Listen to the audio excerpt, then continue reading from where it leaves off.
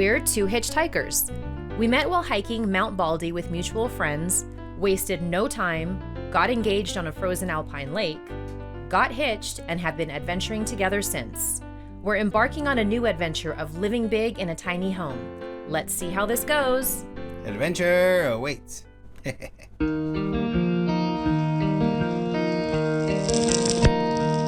Now that we have the deck build complete, it's time to move on to the next exterior project. So it's now time to get sanding on the exterior of this casita. And the reason is because when we purchased it as a shed, this is the standard color it comes in, and it actually comes unsealed. So it's already gone through one full summer and one full winter of being here at this location. So before we get going through another summer, we need to get going on sealing this. So the first step in that is to sand. Here we go.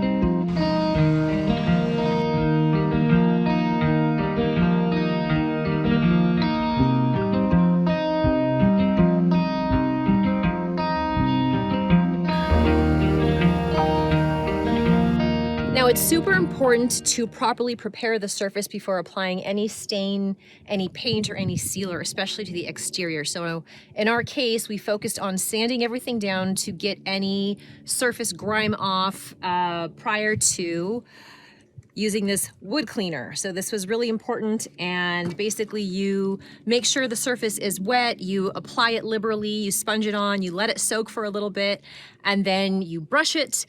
Then you rinse it off. So that is the same process we used for our deck, and it seems to be doing just fine. We really, really like it. So yeah, we just use this bare version, this all-in-one wood cleaner. I'm reading this backwards. Fairly easy to use. You just mix it with regular water and go to town.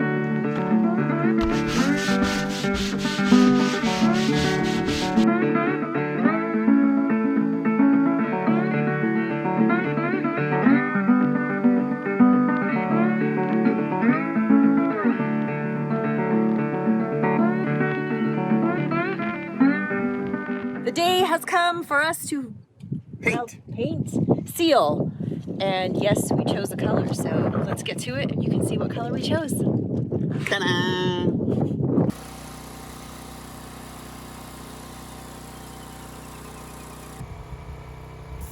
We went with cracked pepper in the Bare Premium waterproofing stain and sealer.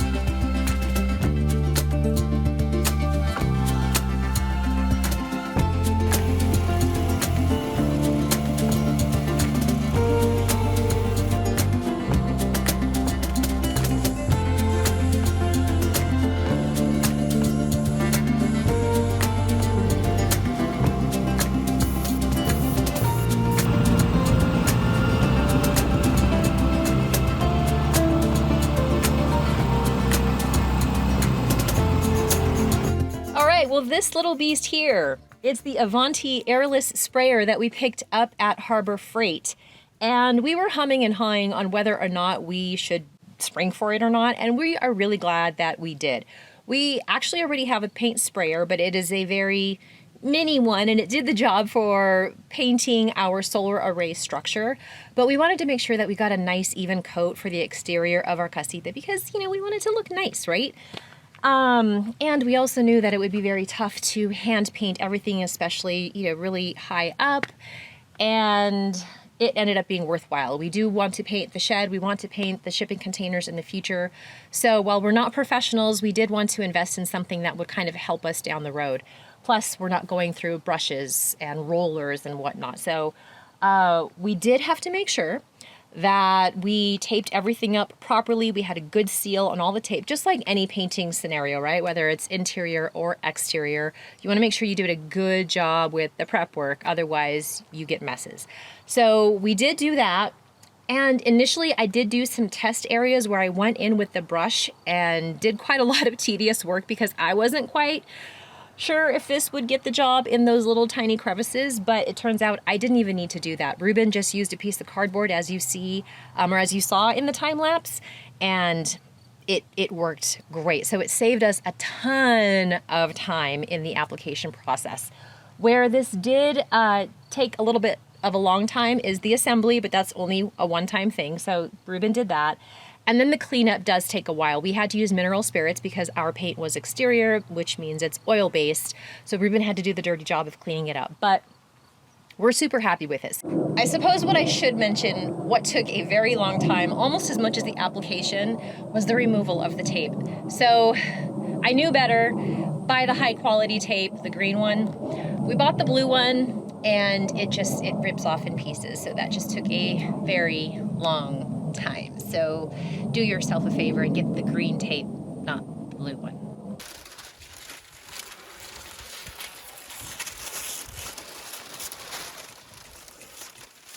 I love how the white pops on there.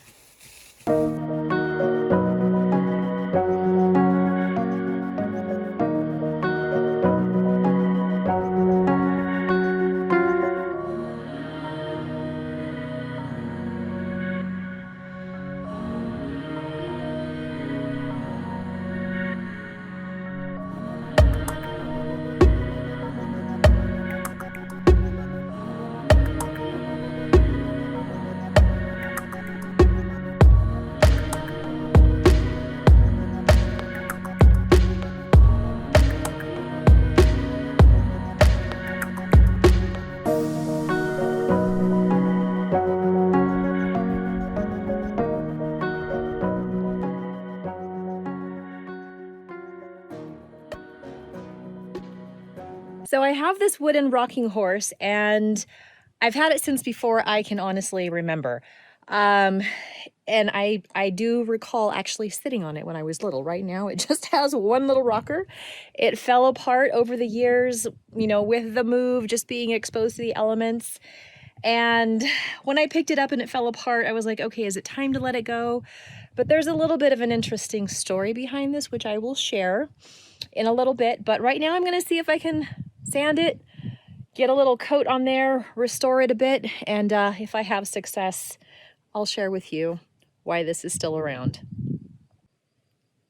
Now that I have sanded this down, the poor ears are like, the leather is just, I don't know if that's gonna last. Anyhow, it's sanded down, and now my goal is to clean it. So I have some wood cleaner, and I'm gonna go to town with that.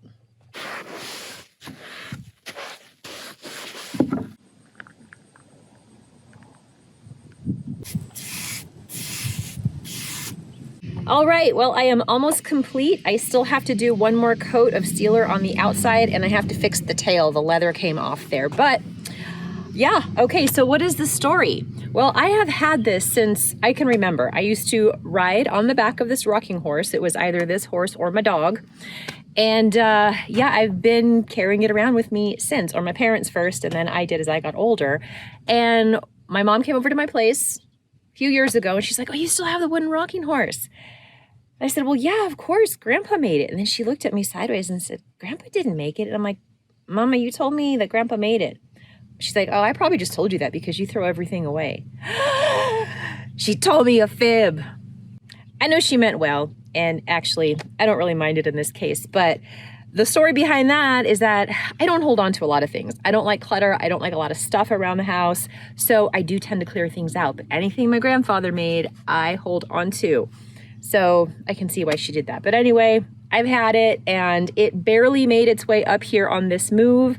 So I thought restoring it would be a good thing to try to do, and I'm glad I did. So we now have an antique here on the property. And it, you know, goes well with our cracked pepper color house. Mom, maybe you can verify this. As I was sanding the bottom of this, and I sanded the letters off, I very faintly saw the word basket. Was this purchased at the Basket Lady in Old Town?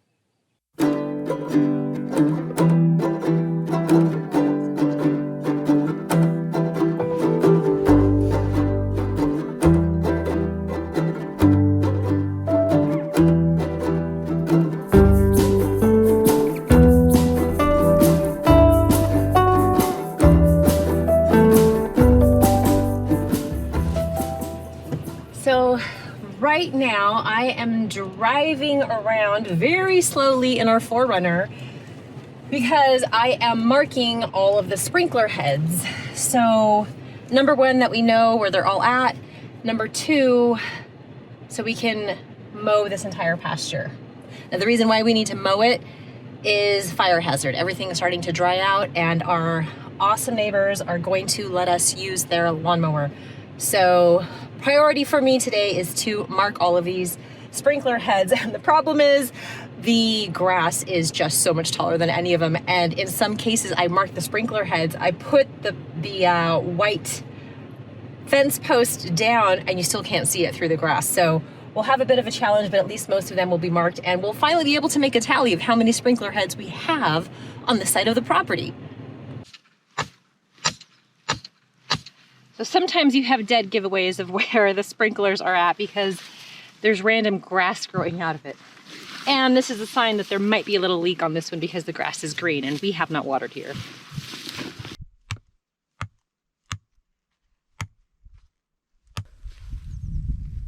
There we go. So I am hoping that I got every single riser or sprinkler head marked here on the property. It is looking like we have around 28 or so on this side, but I'm just worried that I missed a couple, so here's hoping that I did not. Well, total fail on my part because I did miss a couple of risers that are along the fence line and unfortunately Ruben hit one.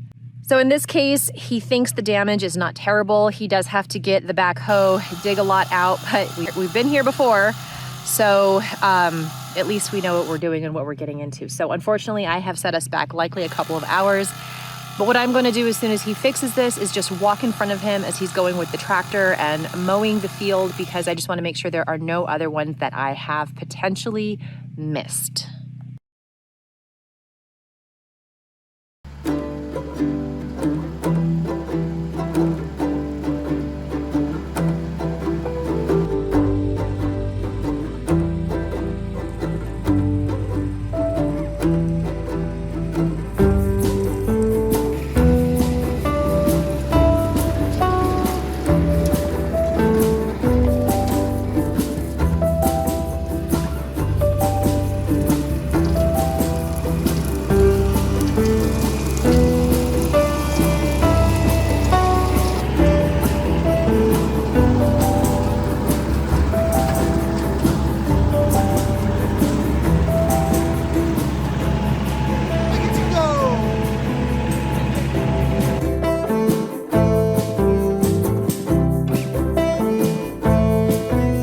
We've spent the majority of the day mowing down the pasture and we're about halfway done at this point. We're able to hold on to this tractor for a couple more days, so hopefully we'll have this done this week. We are so incredibly thankful to have the awesome neighbors that we do.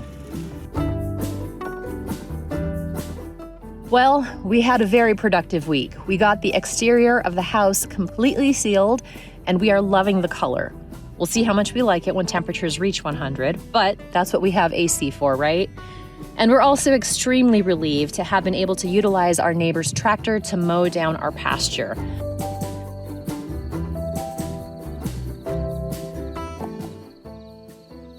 So what's on the agenda for this coming week? Well, as always, we have a ton of projects lined up. Ruben has started working on the diagramming for the battery shed, and we still have quite a bit to tidy up on the interior of the house. So we'll see what happens.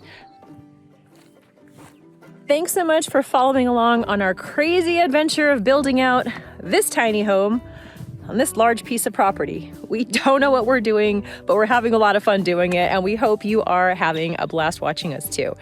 So, as always, thank you for watching, and we'll see you next week.